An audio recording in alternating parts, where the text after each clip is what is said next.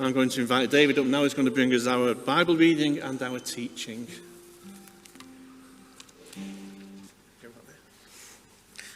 Thanks, Phil. I'm just going to move this a sec. So, as Phil said, this morning we're looking at the next one of Jesus, I Am.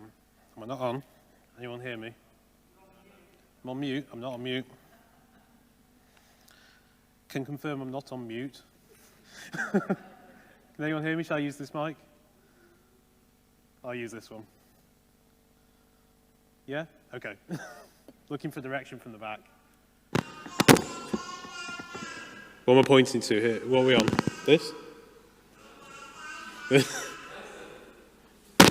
I'm on the lectern. Wonderful. Okay. Good morning.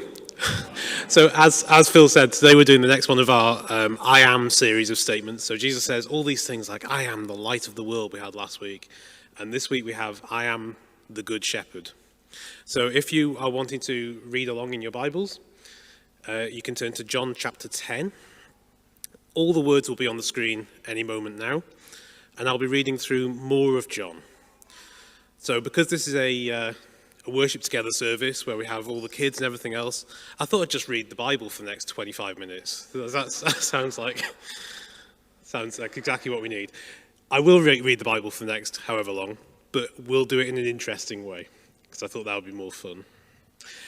But I'm not as good a storyteller as Phil.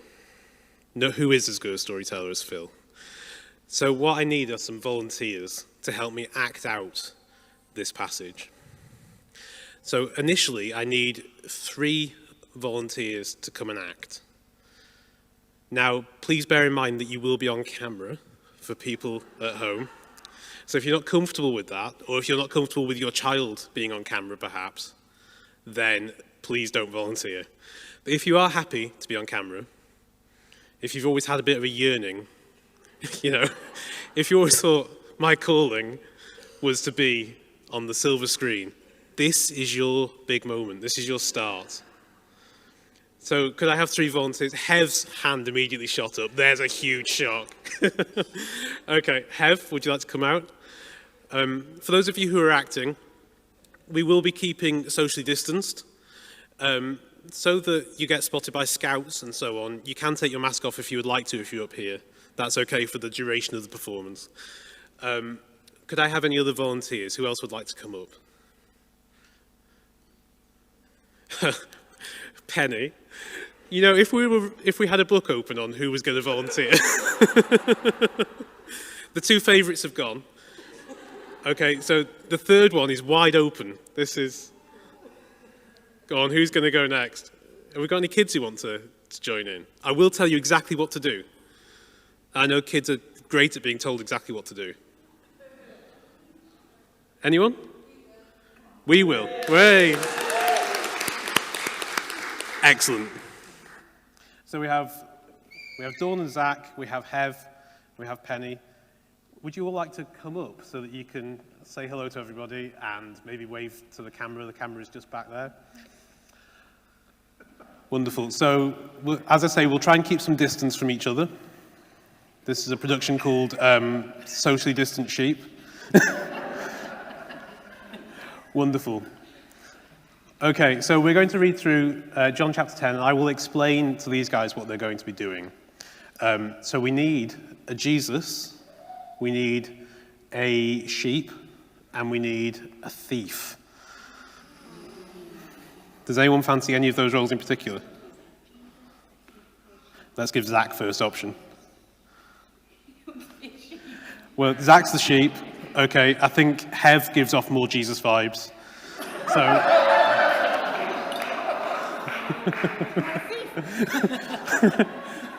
Well, I'm not saying you give off thief vibes necessarily, but by default, yeah, you're the thief. How athletic are you feeling? How athletic are you feeling this morning? Ish. Ish is good enough. That's fine. How athletic? Okay. Oh, ish is enough. Okay. So, could we have the next slide? And we're going to start to read through. So, there are a lot of words, because the Bible has a lot of words. I couldn't avoid that. So I'm going to read through it, and I'm going to pick out certain things. And for those of you who were worried that it was going to be too frivolous a family service, we're also going to learn some Greek this morning. How exciting is that? The Bible's written in Greek, at least the New Testament is. So we're going to learn some Greek words that are going to help us to understand what's going on in the Gospel of John. Are we ready? Wonderful. Okay, so to give you a little bit of context of what's going on here, Phil read this morning from a psalm where he said, "We are God's people, the sheep of their pasture," right? Like, this is the whole world that the psalmist is talking about. But as we know, it's all gone horribly wrong, and he has to pick one people group, Israel. And God tells the leaders of Israel, okay, you're the shepherd for this particular flock now. But the aim is always to get the whole world back to being God's flock of sheep. And Jesus is talking to the religious leaders. He's talking to the Pharisees who were called to be the shepherds, and they are failing, right? They're not doing a good job. So this is who Jesus is talking to. So Jesus said, "I tell you the truth.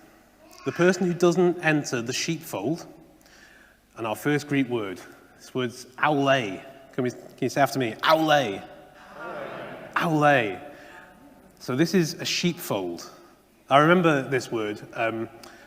So it sounds a bit like ole, like bullfighting, an ethically dubious sport, but the ole shout is kind of interesting and exciting.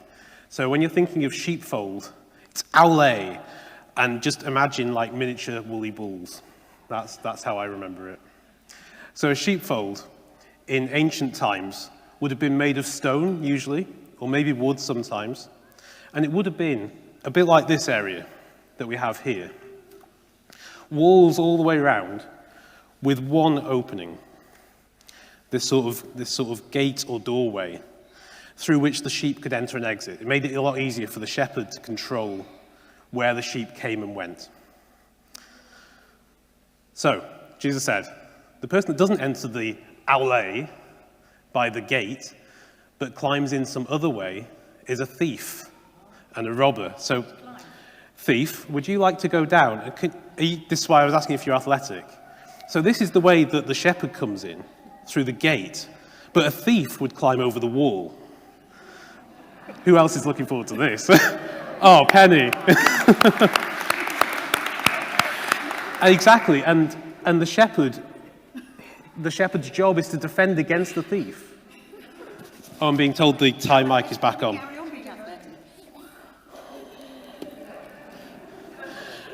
Just remember to be socially distant.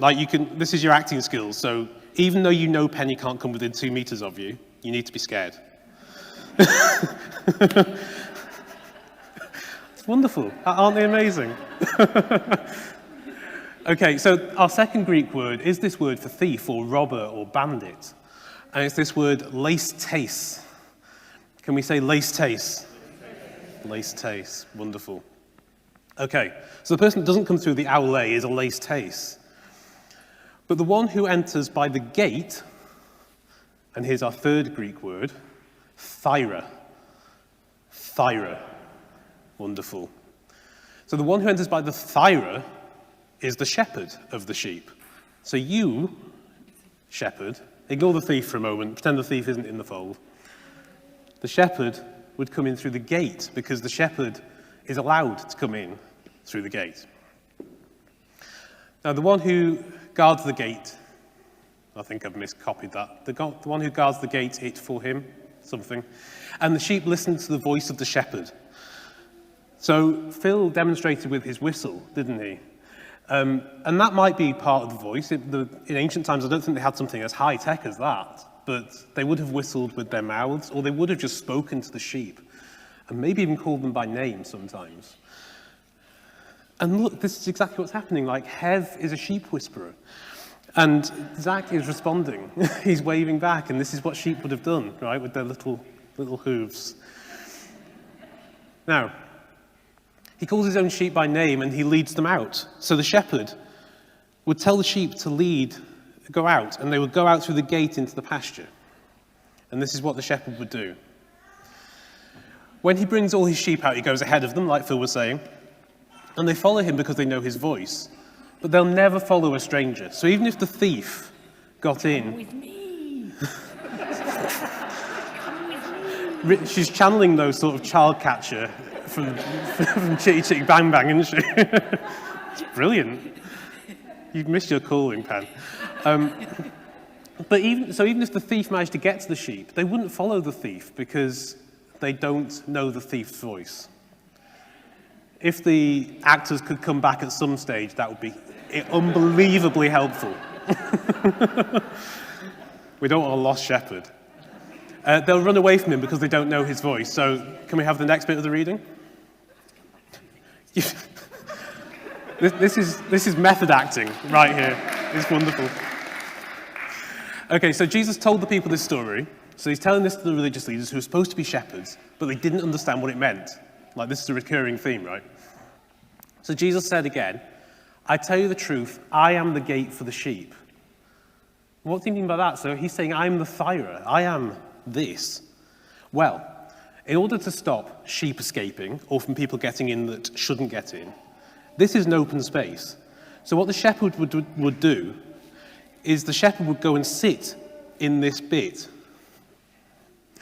And the shepherd would be the gate. And only someone coming through this way, let in or out by the shepherd, would be able to access or leave the fold. So when Jesus says, I am the gate, it's another way of saying, I'm the shepherd, basically. All the people who came before me were thieves and robbers. So he's kind of accusing the Pharisees of jumping over the wall. Like, you're not the people God meant, right? You're imposters, basically. The sheep didn't listen to them. I'm the gate, and the person who enters through me will be saved and will be able to come in and go out and find pasture. A thief comes to steal and kill and destroy, but I came to give life, life in all its fullness. So next one. I'm the good shepherd. The good shepherd gives his life for the sheep. The worker who is paid, actually, can we have another actor? So this is a very, very quick role. It's literally a cameo. Can we have someone who's willing to be a cameo? Margaret, come on, love. No, okay. No one? Oh, we've got Pete, wonderful. Okay, so if someone who's a hired hand or worker or someone who's just paid to do that and doesn't actually really care about the sheep, when the worker sees a wolf coming and the thief can play the role of the wolf, the worker wouldn't fight with a staff. The worker would just run away because it's not worth his minimum wage, right? So feel free to run anytime you feel scared, Pete. Whereas Jesus is the good shepherd. I appreciate that people on camera can't see Hev, but she's doing a great job of being a gate. The shepherd would not run away. The shepherd, as Phil said, would fight, would protect. So we'll skip to 14. I am the good shepherd. I know my sheep, and my sheep know me, just as the Father knows me, and I know the Father. I give my life for the sheep. And we know that Jesus will give his life for the sheep, right? I have other sheep that aren't in this flock and must bring them also. Jesus is talking about this idea that he wants to rescue the whole world and make it one big flock of God's again. They'll listen to my voice. There'll be one flock and one shepherd. Okay, next reading. So here we're going to skip a few chapters. We're going to John chapter 15, if you're following along. Okay, so here he's talking to his disciples. He's talking to his closest sheep. And he says, the greatest love a person can show is to die for his friends. Hang on a second, he just said a shepherd will die for his sheep. But here he's saying, I will die for my friends. He doesn't think of them as sheep particularly anymore. He thinks of them as more than that. They are friends now. You're my friends if I do what I command you. I no longer call you slaves. Next Greek word. The word for slave is doulos. Can we say doulos? Doulos. Okay, so sheep are effectively slaves, right? They're kept against their will, perhaps, although maybe they don't have much will. But they are there for produce, they're there for their wool, they're there to keep the grass short, all this sort of thing. Like that, there are all sorts of reasons that you might keep sheep, maybe milk or whatever it might be. But they are effectively working for the person that owns them without much reward for themselves. And so Jesus is saying, well, I don't really think of my sheep in that way. I think of you not as slaves, just working for me. I think of you as my friends. And I'm willing to die for my friends. Okay, so next reading. Okay, so let's skip a few more chapters. John chapter 18. This is a really interesting bit. So Jesus has just been arrested. It's all starting to go a little bit wrong. And the people that he's been talking to don't want him to gather all these sheep into his pasture, into his flock, into his aulē, into his fold. And so they arrest him, and he gets taken for questioning by the high priest, like the leader of these religious people. And it says that Peter, another one of Jesus' followers, so Peter and another one of his followers, you guys, because you are Jesus' sheep, went along after Jesus. The follower knew the high priest. So he went with Jesus into the high priest's courtyard. Aulē is the same Greek word. And this would happen in towns sometimes. So we think of sheep being just in the countryside today, right? Well, sometimes they had them in towns as well in the olden days. And they'd be very often in a stone structure like the aulē, but attached to a house. And maybe you'd have a shepherd who would come round and get the sheep and take them out of the town for grazing during the day, and then they'd come back into the aulē at night. And so the high priest apparently has one of these courtyards attached to his house. And so Jesus and the disciple, if you could leave and pretend you weren't here and then come back in. So this is now the high priest's aulē. And Hev, would you go and just stand over by the side for a moment? Because Jesus is currently being questioned. Pretend Jesus is out of sight. Zach is really inhabiting the sheep role. He's crawling everywhere. So if you would like to come, Zach. So one of you needs to come through the gate, but the other one needs to wait outside for a moment. So Zach, would you come in? Because this is the follower that knows the high priest. So he's allowed through the gate. But Dawn is Peter. Peter waited outside near the gate, Thyra, same word, because he doesn't know the high priest. He can't go into the aulē because the only way to get through would be to climb over the wall, and then he'd be a laced taste, and that's not good, right? So what Peter does is he speaks to the woman guarding the gate. The woman effectively fills the role of the shepherd. And the woman lets Peter through. So pretend that the lady has let you through. And brought Peter inside. The girl at the gate said to Peter, aren't you also one of that man's followers? And Peter said, no, I'm not, right? Like he lies. And this is the start of Peter betraying Jesus. And he, as we know, he says 3 times, I don't know Jesus. He lets him down 3 times. And it says, it was cold. So the slaves, doulos, like in this aulē, the people are not friends of the high priest. They are slaves, right? This is a very different approach to sheep. And the guards had built a charcoal fire. And this is the last Greek word you'll be maybe relieved to know, or maybe I've lit a spark for ancient languages in you. Anthrakia. And this is a tricky one. Anthrakia. Oh, very good. And were standing around it, warming themselves. So this is our anthrakia, if you can see the sort of brazier. So they were standing around it, warming themselves. And Peter and this other follower were around the anthrakia, and they were talking with the slaves of the high priest. Okay, so next passage. And then we get the tragedy of Jesus being condemned to death. But the Roman governor, Pilate, offers the sheep of Israel an option. And he says, look, I can release someone. Do you want me to release Jesus? And the people say, no, let Barabbas go free. Barabbas was a robber. Same word, laced taste. The sheep have voted to free the wolf. They've completely failed to understand what's going on. And instead, the shepherd gets condemned to death. It's like turkeys voting for Christmas is the way we would describe it now. Okay, next passage. This is a very quick one. So Jesus does die on the cross.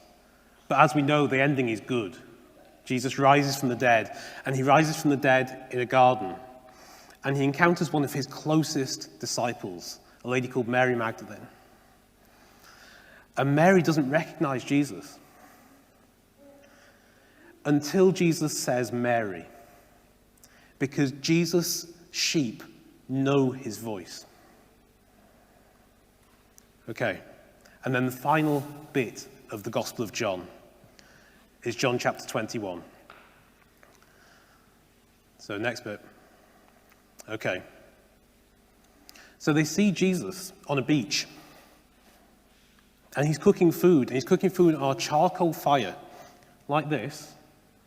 Anthrakia, same word that we had in the high priest's aule. There was fish on the fire, there was bread. And when they finished eating, Jesus said to Peter, Peter, don't forget, who had betrayed Jesus around a charcoal fire, Simon, son of John, do you love me more than these? Now, what did Jesus say about love? He said that friends love one another. He's basically saying, look, I know that you're my sheep, and I know that you let me down, and I know that you betrayed me. Are you still my friend? And Peter says, yes, I love you. I want to be your friend again. And what does Jesus say? He says, feed my lambs. We're talking about sheep again. Isn't John clever? What an amazing author. Okay, next bit. And this happens 3 times. As Peter betrayed Jesus 3 times around a charcoal fire in a sheepfold, so Jesus 3 times asks Peter, are you still my friend? Do you still love me? Around a charcoal fire. And then every time he says, feed my sheep, feed my lambs, feed my sheep. So we've gone from being a sheep to a friend who lets someone down, to being a friend again, to Jesus asking Peter to be a fellow shepherd. He's saying, feed my sheep. Sheep don't feed each other. Jesus is asking Peter to be a shepherd. So now, Peter is a shepherd. And notice where this takes place. This isn't taking place in an aule. It's taking place on a beach. Can you imagine anywhere more expansive than a beach? We just went on holiday to Anglesey, and the beaches are vast and they are sprawling, and it takes you an hour to walk across them, right? This is a big, wide, open place. And if we're saying that the world is supposed to be God's pasture, you don't want this conversation about a sheep being raised up to be a shepherd for other people to happen in an aule. You want it to happen in an open space because the world is God's pasture. And this is how the Gospel of John ends, with Jesus calling other people to be fellow shepherds with him, to be a good shepherd the way that he is. Okay, shall we thank our actors? They did an amazing job. Thank you. Oh, thanks, Zach. So, what we take from this is entirely up to you, right? I'm not going to tell you what to learn. I can maybe give you a few ideas, because there's a lot happening in this story. Maybe you've never heard the idea that we are sheep before, following a good shepherd. Maybe that's an encouragement to you. Maybe you've never heard Jesus call you a friend before. That's really exciting. Maybe you feel like you've let God down in some way, like we have with the confession. And maybe you think there's no way back. I think the story Peter says, there is absolutely a way back and more. Maybe you've sensed that Jesus is calling you to be a shepherd of some kind. You have no idea what that means. Maybe. Maybe you feel like Mary in the garden, you've heard the shepherd's voice, perhaps for the first time. And how do you respond to that voice? Well, I suspect the first way is by just saying, okay, you're a good shepherd, and I, at this point, am a sheep, and I will follow. And I will see where you lead. So however you want to respond, maybe we could just have a moment of silence where you just think about the way this story progresses through John. And I think it's an incredible way of writing it. And just think how you want to respond to Jesus, the Good Shepherd, in this moment.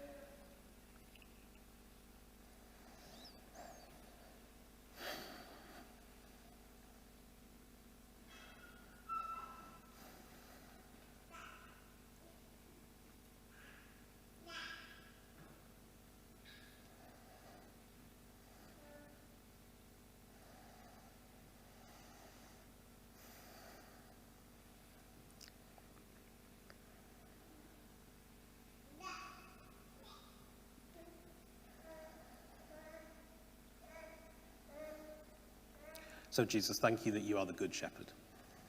Thank you that we can follow you and trust you and know that you will guide us and you will protect us.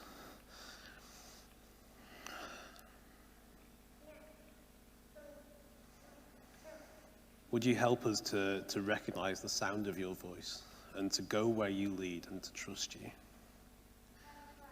Would you also help us to recognize that you are not just keeping sheep as slaves to do whatever you want in the world. No. You are calling friends, and then you are calling fellow shepherds. Because your goal is for the whole of humanity to be raised up, to be restored in your image, and to be the flock of the whole world.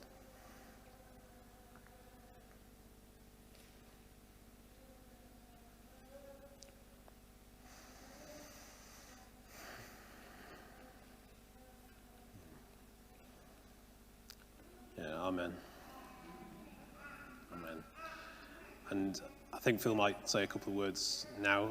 The last song we're going to sing is a song related to a different Bible story, but it's a song called No Longer Slaves. And I thought that was really apt, because we are not slaves. We are not doulos, just sort of slogging away in Jesus' outlay. We are called to be shepherds and friends of Jesus. We are no longer slaves. We are more than that, and we can be more than that. And the first step is following Jesus, the Good Shepherd. Thanks, Phil.